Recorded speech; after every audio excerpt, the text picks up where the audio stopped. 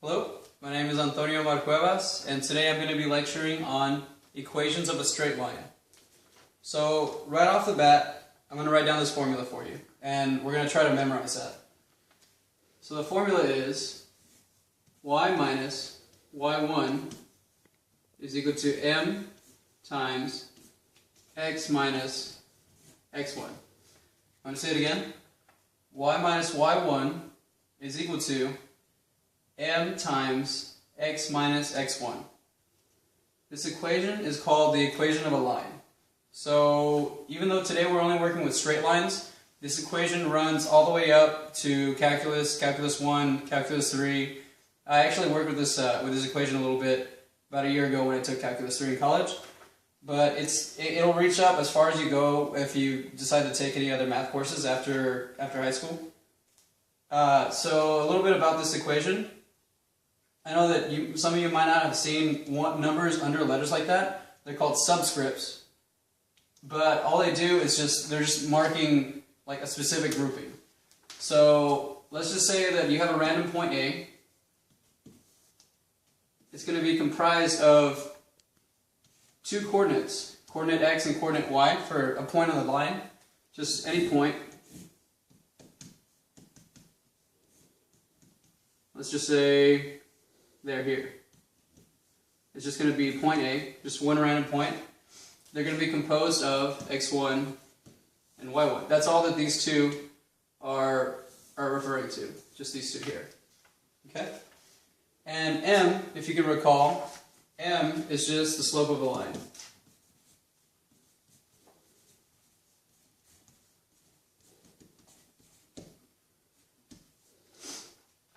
So this y and this x, they're always just going to be the variables that they are, x and y. So in order to find the equation of the line, all you need to know is a random point on the line and the slope. So let me go ahead and do an example for you guys. Let's say that the point is 4, 2. So x being 4 and y being 2, with a slope of 3. So since we have one point on the line, on a line, and its slope, then we have enough to be able to come up with the equation of the line. So the three components that we need are x1, y1, and m, which is the slope. So x1 is 4, because 4 is in the x component. Y is 2, and the slope is always just m, which is 3. So now that we have them all labeled, we can just plug them back in to the formula.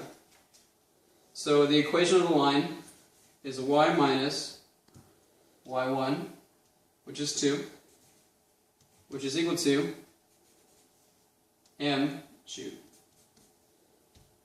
the slope, which is just 3, times x minus x1. x1 being 4, so it's just x minus 4. And that's all you need to do for the equation of the line. Alright, so let me go ahead and give another example. So the second example is going to be the point 12, 7, with a slope of 6. Give you guys a second to go ahead and think about that. So the point is going to be 12, 7, and the slope is going to be 6. So what is my y1?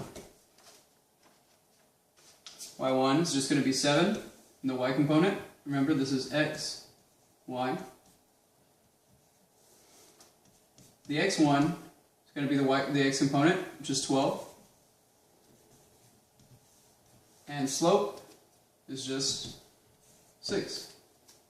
So once again, we plug those into the equation of a line, which is y minus y1 is equal to m times x minus x1.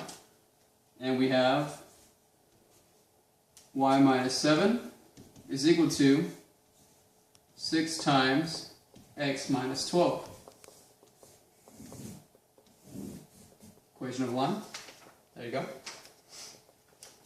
Alright, so go ahead and do this last problem on your own.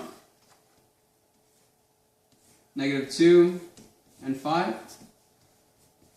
with the slope of 9. Go ahead and do that last problem on your own. We'll talk about it in a second. And the reason this is important is this might not look very similar right now, but the form, the slope-intercept form, which a lot of people are common with, or commonly know it as y is equal to mx plus b. That's the one that we use to plug into the calculators. You can actually get to that form by this method, and that will be the next lesson.